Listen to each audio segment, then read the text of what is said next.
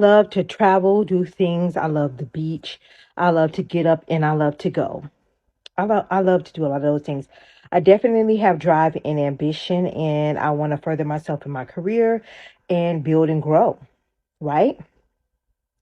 Very caring. I am the type of person that remembers the small things and tries to impart those in our lives to bring you happiness and joy. But those same people who do those things will tell me in a heartbeat that we don't have anything in common. The minute that I decide that I don't want to just sleep with them, that I want to do all those other things that you said you like, that I like as well. And I want to put those inside the relationship. And not just that, I want to actually have a relationship instead of a situationship, or actually just be somebody that you lay up with. And that's all we ever have in common. And that's all the commonalities we share is sexually. It's a problem when I want to do something outside of the bedroom. So what is it? Are you a closeted BBW lover, or you're just a liar, or what is it?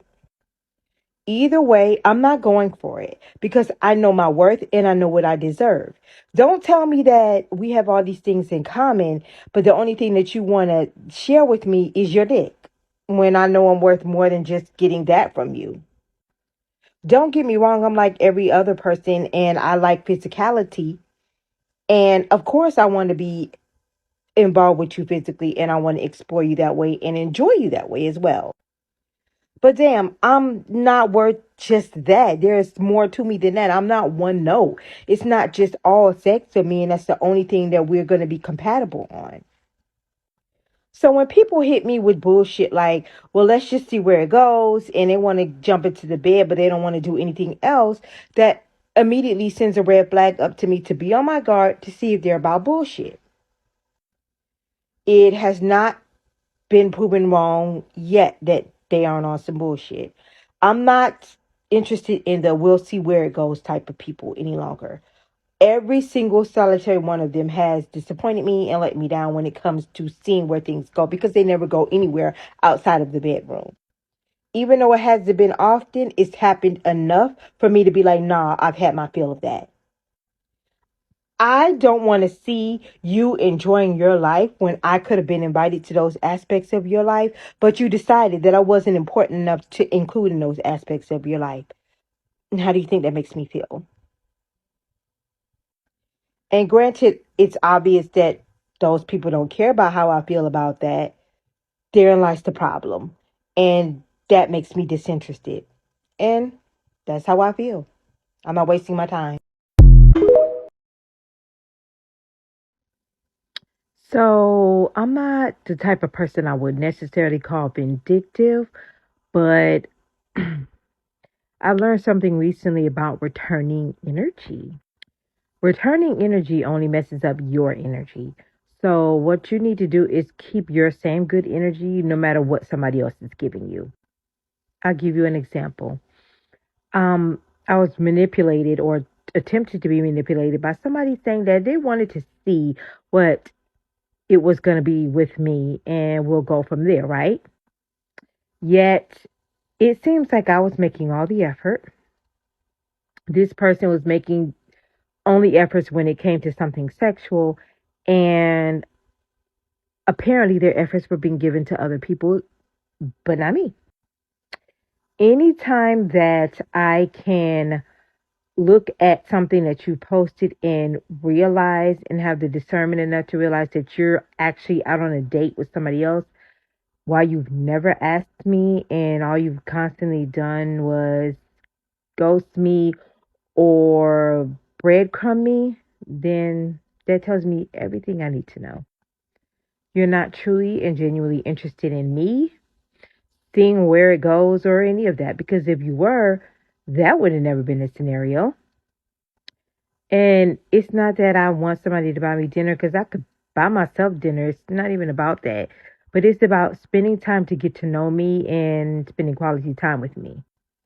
I don't need anybody or want anybody telling me that we don't have anything in common, who's never once bothered to sit down and talk to me and pick my brain and see what I'm really about and get to know me. But you wanted to fuck me. And that's all you ever wanted to do. You don't know my heart, my mind, my soul. You don't know any of that because you never attempted to. So you only felt like we had something in common when it came to sex? Hmm, interesting. No pun intended, but I'm deeper than sex.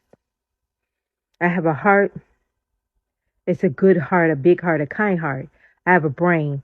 Very smart person. Highly intelligent. That's never a question. A mind. I'm innovative. I think of things. I'm creative. Um, fun loving, all of that good stuff. But I'm not here to sell myself on anybody because if you didn't take the time to get to know me, I'm not giving you a pitch about me. No way. You have already decided that we don't have anything in common, that you don't like me, and that you want to date me, but you want to date other people because that's what I saw. I'm going by what I was given and going by what I could see. And seeing is believing.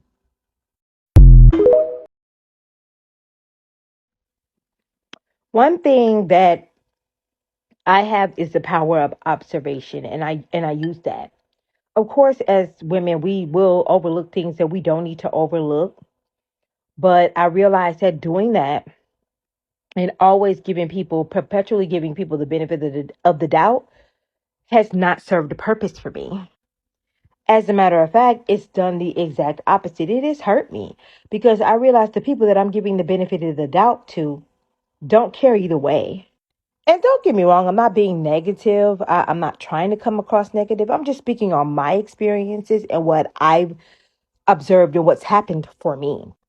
Like, if I am going out of my way and I'm trying with you and I see that all my attempts are futile, then I'm going to stop. Like, why am I going to keep going and going hard for you when you don't care?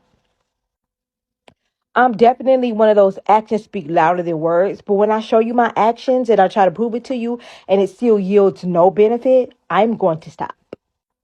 There is no way that you could tell me you're genuinely interested in me, but do something as blatant as go out to dinner with somebody else and post it. And then when I say something to you, you offer me no explanation.